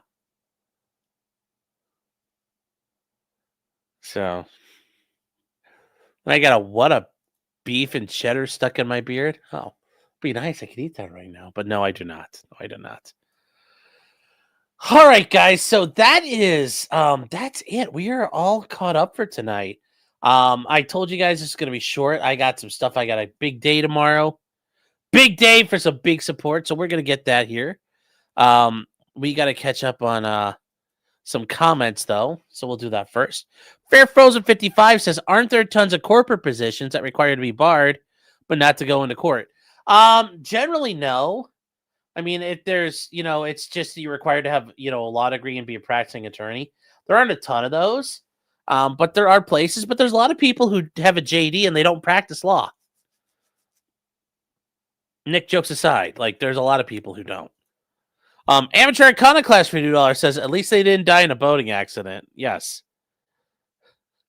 Although you could argue it's like the ocean, or the sky is an ocean of its own. That's a shame. It's good to see you. Hope you're doing well out there. Happy belated sandwich day for $9.99.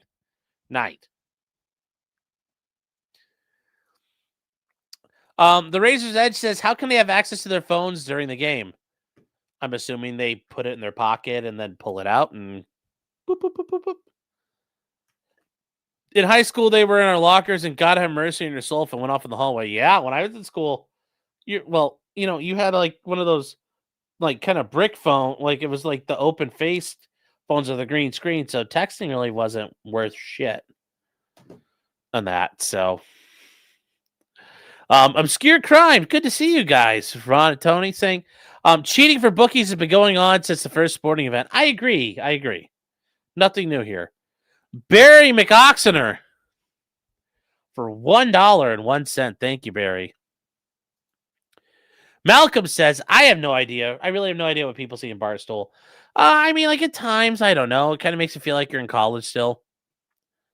T9 texting, yes. Yep.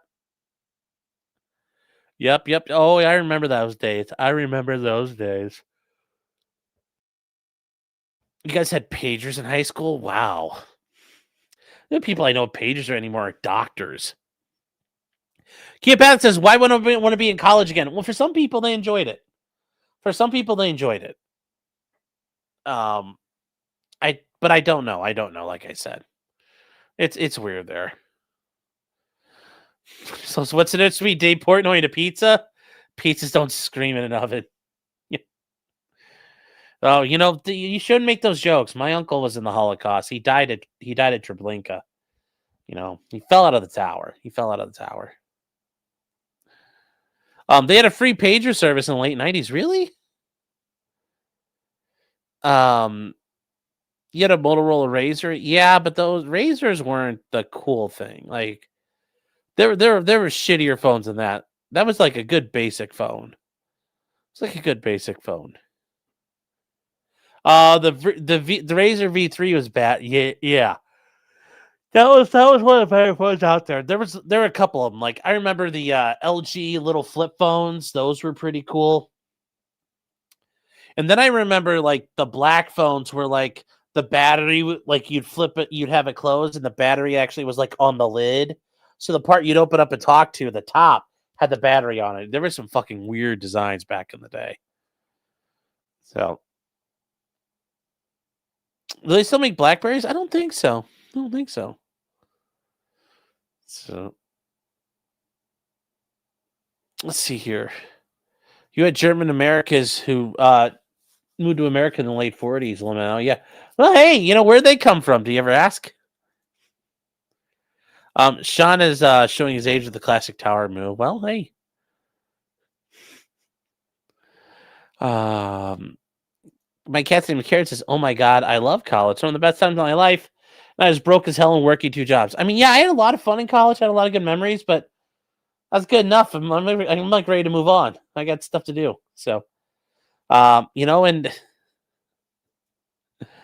it was a lot of fun. Wouldn't change any of it, but yeah, time to move on. Sadly, time to move on because time does march on.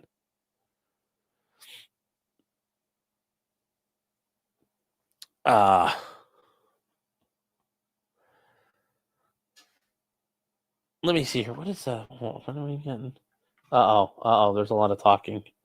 Hold on here. I'll need to answer these in a minute.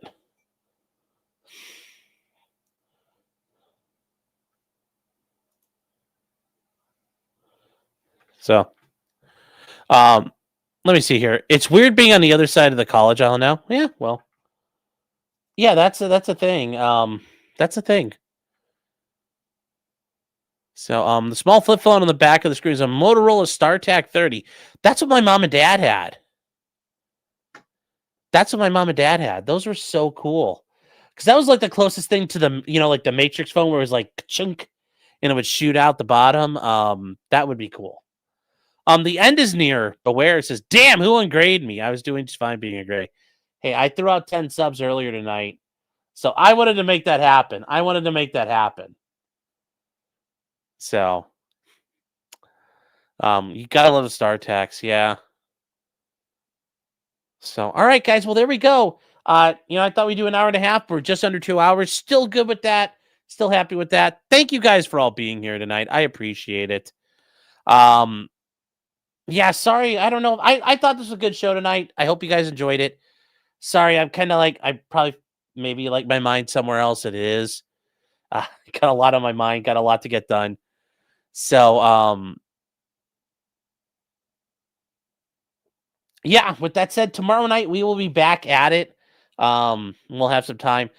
Saturday we might do a brief show. Definitely nothing Sunday.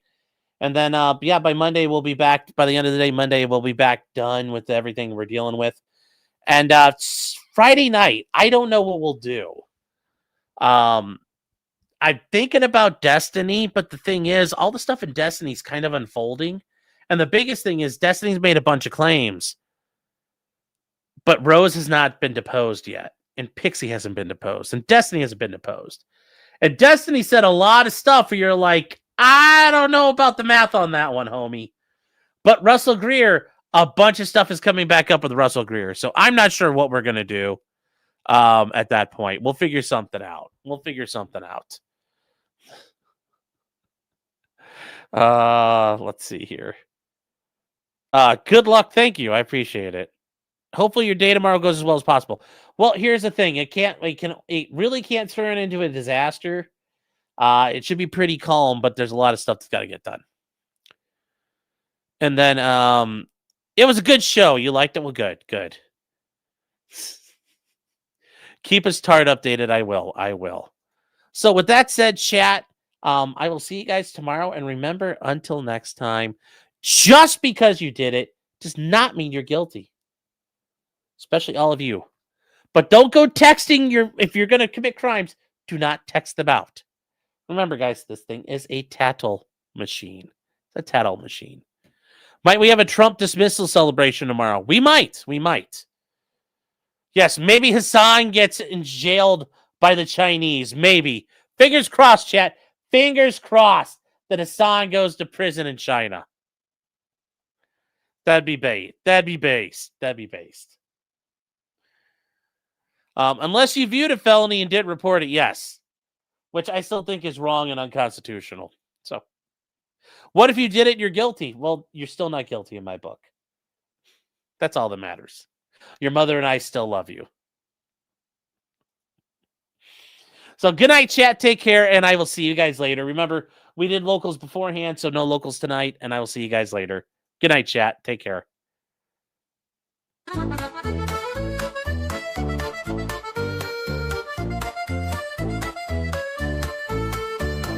Weapons, blacksmithing, and models of planes, esoteric works, and even some trains. Much merriment had while drinking White Claws, tips on hunting, and even talking the law. Whatever you do, just don't talk to cops, even when they nab you on illegal stops. Just 'cause you did it doesn't mean you're guilty, but please talk to a local attorney. Was that the fat guy Rick hated yelled at? Why, yes it was. He even knows he's fat.